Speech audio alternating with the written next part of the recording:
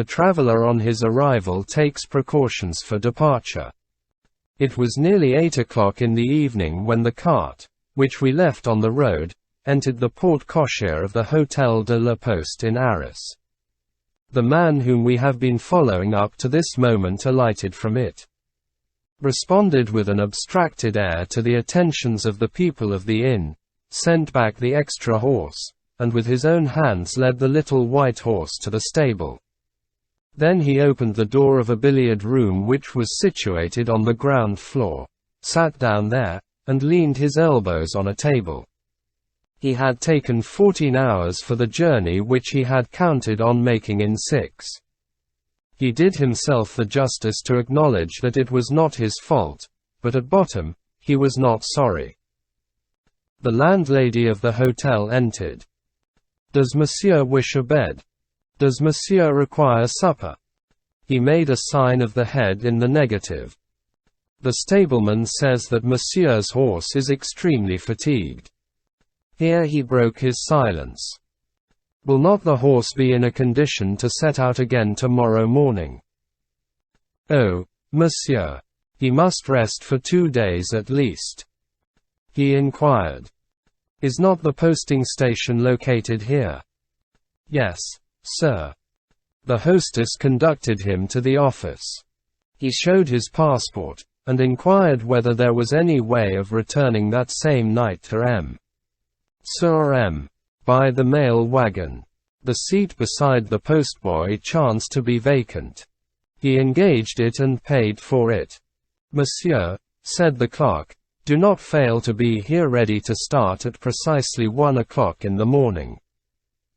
This done, he left the hotel and began to wander about the town. He was not acquainted with Arras.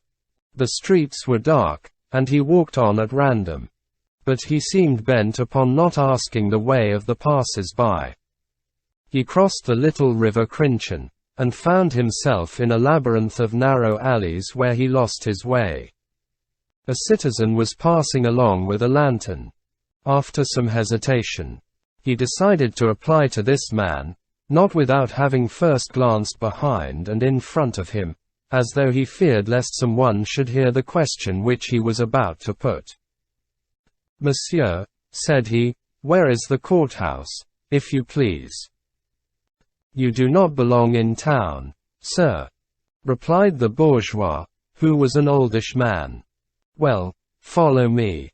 I happen to be going in the direction of the courthouse, that is to say, in the direction of the hotel of the prefecture. For the courthouse is undergoing repairs just at this moment, and the courts are holding their sittings provisionally in the prefecture." "Is it there that the assizes are held?" he asked. "Certainly, sir. You see, the prefecture of today was the bishop's palace before the revolution. M. de Conzié, who was bishop in, built a grand hall there. It is in this grand hall that the court is held." On the way, the bourgeois said to him, "If Monsieur desires to witness a case, it is rather late. The sittings generally close at 6 o'clock. When they arrived on the grand square, however, the man pointed out to him 4 long windows all lighted up, in the front of a vast and gloomy building. "Upon my word, sir, you are in luck. You have arrived in season. Do you see those 4 windows? That is the court of assizes.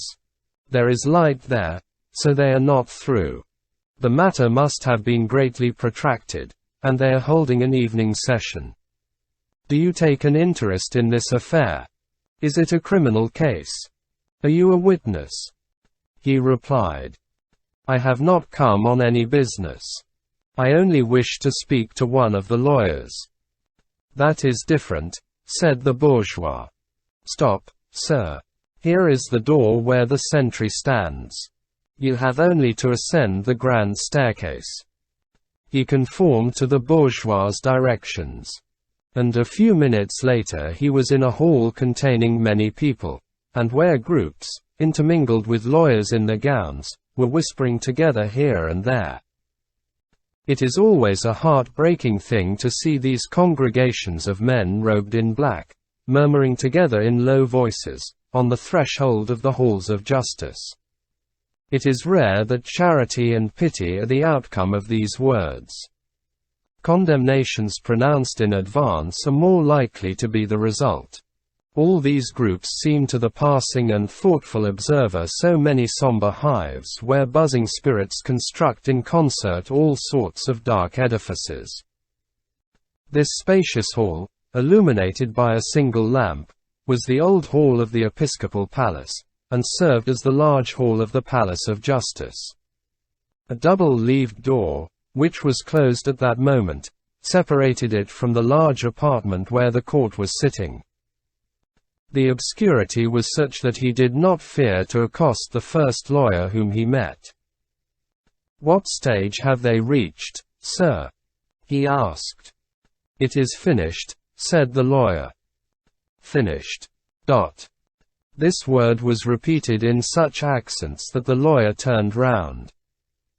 "Excuse me, sir. Perhaps you are a relative?" "No. I know no one here." "Has judgment been pronounced?" "Of course. Nothing else was possible." "To penal servitude?" "For life," he continued, in a voice so weak that it was barely audible. "Then his identity was established." "What identity?" replied the lawyer. "There was no identity to be established.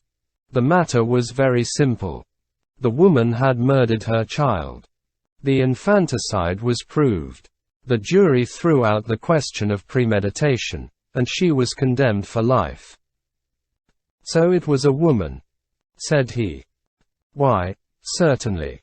The limousine woman." "Of what are you speaking?" "Nothing. But since it is all over, how comes it that the hall is still lighted?"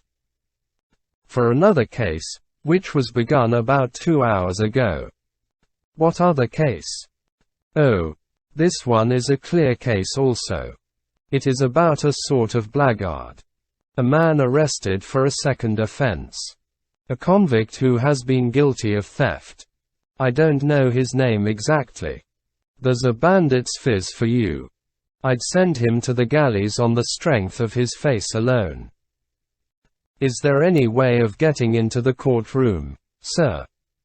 said he. "I really think that there is not. There is a great crowd. However, the hearing has been suspended. Some people have gone out, and when the hearing is resumed, you might make an effort." "Where is the entrance?" "Through yonder large door." The lawyer left him. In the course of a few moments he had experienced, almost simultaneously, almost intermingled with each other, all possible emotions. The words of this indifferent spectator had, in turn, pierced his heart like needles of ice and like blades of fire. When he saw that nothing was settled, he breathed freely once more. But he could not have told whether what he felt was pain or pleasure. He drew near to many groups and listened to what they were saying. The docket of the session was very heavy. The president had appointed for the same day 2 short and simple cases. They had begun with the infanticide, and now they had reached the convict, the old offender, the return horse. This man had stolen apples, but that did not appear to be entirely proved.